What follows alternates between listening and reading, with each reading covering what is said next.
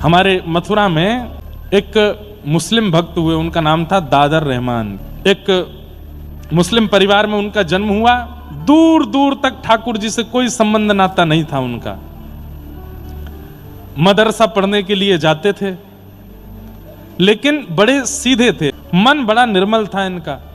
भले ही मुस्लिम परिवार में जन्मे थे, लेकिन ईद आदि के मौके पर जब हिंसा होती थी तो ये अपने घर में छुप करके बैठते, बहुत रोते। इनकी माँ बोलती, क्यों रोते हो? मुझसे देखा नहीं जाता, आप जीव को क्यों मारते हो? उसको भी तो जीने का अधिकार है। कोई व्यक्ति हमारे पेट को भरने के लिए थोड़ी जीवित होगा।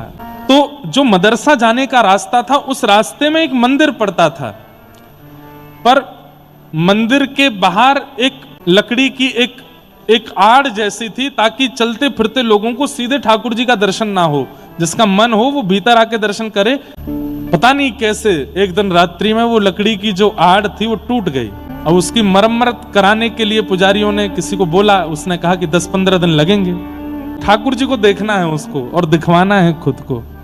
मंदिर के आगे से रोज निकलते थे, कभी दिखे तो थे नहीं ठाकुर जी। पर आज दादर रहमान छोटा बालक मदरसा पढ़ के लौट रहा था।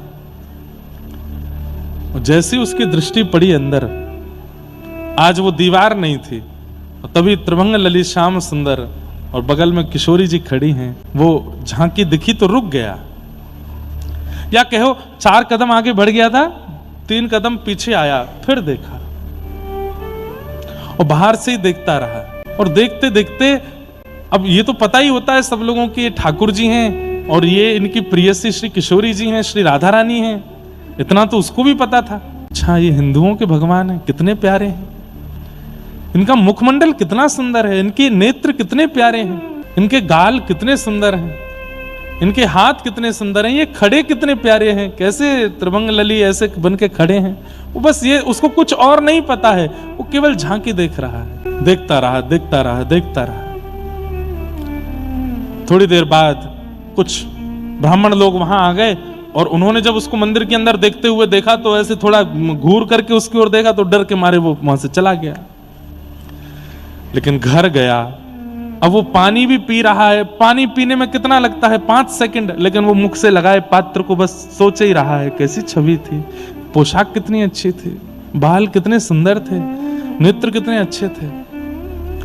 मां घर से बाहर बार बार जाने नहीं देती थी, मौका ढूंढ रहा है, मैं कैसे दोबारा जाऊं। तो एक ही उपाय था, कल जब मदरसा जाऊंगा तो फिर देखूंगा। तो बस रात भर यही है, रात्रि तुम जल्दी जाओ, जल्दी से सुबह उदय हो। सूर्य उदय होते ही पिताजी ने बैठा दिया, नमाज पढ़ो। तो जो भी क्रम था वो अपना करने लगा। बस उसको तो उत्सुकता थी। माँ ने बाल भोग बनाया था, मुझे भूख नहीं, मैं जा रहा हूँ, आज मौलवी जी ने जल्दी बुलाया है, मैं जा रहा हूँ। चला गया। कोई मौलवी ने जल्दी नहीं बुलाया था, उसको देखना था। मंदिर के बाहर खड़े होकर फिर देखने लगा। कल तो देख करके कैसे तैसे चला गया। अब मंदिर के बाहर मुख्य रास्ता था, वहां कुछ ठेले दुकानें आदि कुछ लगी थी। तो कभी किसी दुकान पर बैठ करके वहां से कुछ सामान लेके खाने लग जाए, देखने के लिए बहाने ढूंढे। कभी किसी दुकान पर खड़े होकर वहां से देखे, कभी कहीं खड़े होकर के देखे। अब तो मदरसे का समय हो गया, समय पूरा हो गया। बालक वापस लौट के घर जाने लगे और दादर रहमान वहीं खड़े खड़े ठाकुर जी को देख रहा है। एक इनके चाचा का बेटा था, उसका नाम था कासिम। उसने आकर के देखा, हे तू आज वहां नहीं आया? मौलवी जी पूछ रहे थे। तो अपने आंसू पोंछे, आंखें लाल पड़ी थी। नहीं कुछ नहीं, बस ऐसे ही थोड़ा बुखार था। बुखार था तो घर पे होता, तो यहां क्या कर रहा है? बाजार में घूम रहा है। कासिम को बुलाया, बोले इधर आओ, मुझे ना कोई अच्छा लग गया है। और क्यों लग गया है मुझे नहीं पता है। अब मुझे डर भी लग रहा है कि कहीं ये अच्छा लगना बुरा तो नहीं है। बोले कौन अच्छा लग गया है? अपने बगल में अपने चाचा के भाई को, बेटे को खड़े, कासिम को खड़े करके बोले वो अच्छा लग गया है। सामने देखा जैसे त्रिभंग ललित श्याम सुंदर। कासिम बोला, अरे बाप रे, तू क्या कर रहा है? तू इसको देख रहा था सुबह से? बोले हाँ। अरे बोले पाप लगेगा, चल यहां से। लेकर के गए, बोले कि इसका पता नहीं चलना चाहिए तेरे पिता को और मेरे पिता को। घर में किसी को भी पता चला तो हम लोगों को काट दिया जाएगा, मार दिया जाए। तुझे पता नहीं है कितना बड़ा अपराध है ये? बोले इसमें अपराध क्यों है?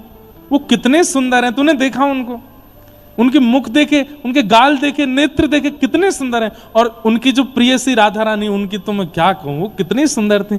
ये सुंदर हैं तो ये देखने में क्या अपराध हो सकता है। कासिम बोला, देख खबरदार, तू खुद कुछ कर रहा है अपराध, मुझसे भी करवाएगा, नहीं करना, नहीं देखना, मैं घर पे नहीं बताऊंगा, लेकिन कल से मत करना ये सब। कासिम को कुछ खाने के लिए कुछ चीज अच्छी लगती थी बाजार की, तो दादर रहमान वो खरीद लाया, अपने चचेरे भाई को वो सामग्री दी खाने की, खुश हो गया, अरे वाह तू मेरे लिए लाया। बोले कि मैं तुझे एक शर्त पे दूंगा। बोले क्या?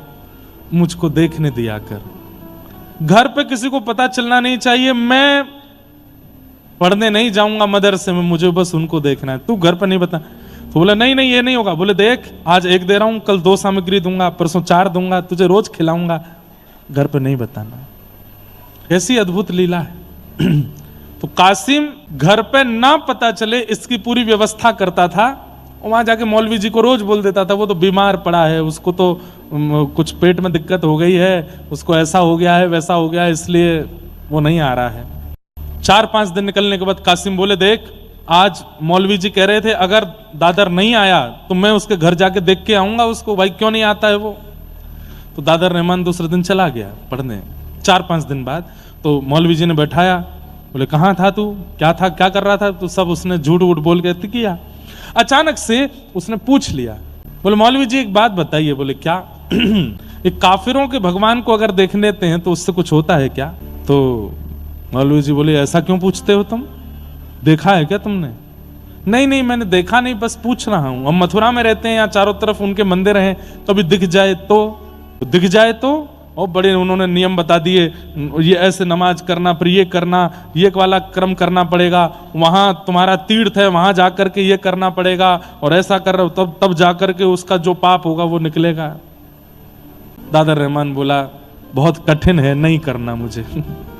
मैं देखने में ही राजी हूं, ज्यादा से ज्यादा पापी लगे, मरने के बाद जन्नुम में जाना पड़ेगा। बोले मरने के बाद ही तो जाएंगे, जब तक जीवित हूं तब तक देख लेता हूं, जन्नुम में तो जाना पड़ेगा, देखना नहीं छोड़ पाऊंगा।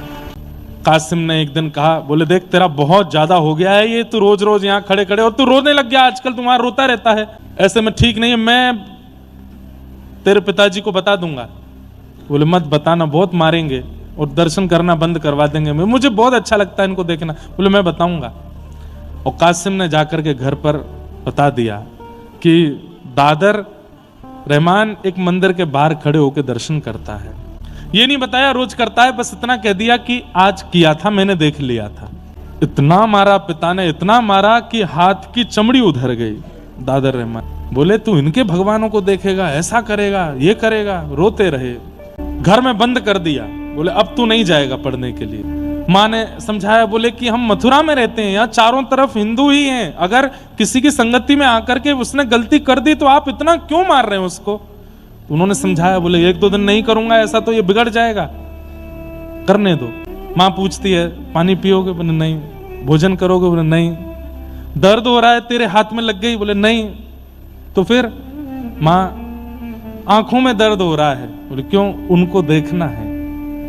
माँ तू मेरे साथ चल के देख तो सही, वो कितने सुंदर हैं, उनका स्वरूप, उनका श्रृंगार, उनका तू रूप देखेगी ना माँ, तू भी मोहित हो जाएगी। माँ तो घबरा गई, बोले ये हमारे घर का बेटा, इसको क्या हो गया? ये 2-4-10 दिन तक दर्शन नहीं करने दिए, घर से बाहर नहीं जाने दिए। तो दादर रहमान को लगा अब मुझे नाटक करना पड़ेगा, तभी मैं घर से निकल पाऊंगा। तो एक दिन सुबह उठ के नमाज अदा करने लगे। पिताजी को लगा कि नहीं सुधर गया। पिताजी से जाके बोले पिताजी आज के बाद नहीं करूंगा, मुझसे गलती हो गई, और मैं अब पूर्ण तरह जो हम लोगों का है उसका ध्यान रखूंगा। बोले हाँ बस यही बात, अब तुम मदरसा जाता है। और जैसे जैसे वो मंदिर समीप आता है, मन में बस स्थिति होती है, और दूर से ही बोलता आ रहा है, वो नाम भी नहीं जानता ठाकुर जी का, वो बस ये जानता हिंदुओं के देवता। ए हिंदुओं के देवता, मैं तुमसे प्रार्थना करता हूँ, मार्ग यही है, मुझे निकलना पड़ेगा सामने से, आज मुझे 2-4 दिन मदरसा जाने दो, मुझको रोकना नहीं, पर मैं एक बार तुमको देखूंगा, मुझे पकड़ नहीं लेना, मुझे जाने देना, पर मैं देखूंगा जरूर। जैसे ही आया सामने और बड़े डर डर के देख रहा है, और जैसे ही देखा फिर रुक गया, वहीं देखता रहा। देखते देखते आंखों से आंसू, अब तो रोने लगा हाथ जोड़ के कि मैं ये बीच मझधार का कैसे हो गया हूं, मुझे या तो वहीं रहने दीजिए या यहां रख लीजिए, ये बीच में मेरे पिता मुझे मार देंगे, मेरे साथ क्या हो रहा है। पिता को पता चला था कि आज गया है पढ़ने के लिए तो पीछे से देखने के लिए गए मौलवी से बात करने के, तो रास्ते में ही दिख गया। और जब उस स्थिति में देखा तो सोचो, पहले पता चलने पर जब खाल उधेड़ दी थी तो अब क्या किया हो। इतना बुरा बर्ताव किया, इतना मारा कि बस प्राण नहीं निकले। पूरा मुख सूज गया, हाथ सूज गए, पैर सूज गए, और तब भी रो रहे हैं दर्द से, नहीं कि मैं उनको देखे बिना रह नहीं पा रहा। और वो अपने पिता को समझा रहे हैं, इसमें मेरा कोई वश नहीं है पिताजी, पता नहीं क्यों मेरे नेत्रों को वो सुहा गए। मौलवी बुलाए, झाड़ फूंक करने वाले बुलाए, तंत्र मंत्र करने वाले बुलाए कि हमारे बेटे पर कोई ऊपर का साया है, ये उनके देवता को देखता है। इतने सारे तावीज पहना दिए, गले में हाथों में गंडे पहना दिए, पैरों को सांकर से बांध करके घर में रखा कि वहां चला ना जाए। तंत्र मंत्र वाले आ गए, झाड़ फूंक करने वाले आ गए। अब तो स्थिति ये हो गई, बिना नाम जाने, बिना कोई यज्ञ तप जप जाने, कुछ नहीं पता है प्राप्ति के लिए करना क्या पड़ता, कुछ भी नहीं आता है, लेकिन बैठे बैठे बस हंस रहे हैं। पूछते हैं तंत्र मंत्र करने वाले, कौन है तेरे सिर के ऊपर, कौन है? तो बोले, घर से निकल के जब मदरसे के रास्ते पर जाओगे तो बाएं हाथ पे एक मंदिर पड़ेगा, वहां जो खड़े हैं वही हैं, वही हैं, तन में, मन में, जीवन में, बुद्धि में, चित्त में, नेत्रों में, बस उनके अलावा कुछ नहीं, उन्हें देखना है। अब तो वो प्रार्थना करने लगे ठाकुर जी से कि नाथ अब मैं नहीं रह पाऊंगा, अब मेरी स्थिति कुछ ऐसी हो गई है कि मैं कुछ जानता भी नहीं आपके बारे में, मुझे आपका नाम भी स्पष्ट नहीं पता, बस देखने की इच्छा है मेरी, अब कृपा। और बस एक दिन मौका पा करके पहुंच गए मंदिर के बाहर, प्रतीक्षा कर रहे हैं कि मंदिर खुले, दर्शन हो। घर से भाग करके मौलवी आदि सब ढूंढ रहे हैं कहां हैं, छुप करके बस प्रतीक्षा कर रहे हैं, एक बार झलक दिख जाए प्राण त्याग दूंगा। आज जैसे ही ठाकुर जी का दर्शन करने के लिए पहुंचे, कपाट खुलते ही सामने जब श्याम सुंदर को देखा, दर्शन करके नतमस्तक हुए, नतमस्तक होकर के जैसे ही पुनः उठ करके देखा तो ठाकुर जी सचल होकर के प्रकट हो गए, और प्रकट होकर के दादर को अपने हृदय से लगा करके अपने में ही विलीन, उसको अपने संग ही ले गए ठाकुर जी, नहीं मिले फिर, ठाकुर जी में ही विलीन हो गए।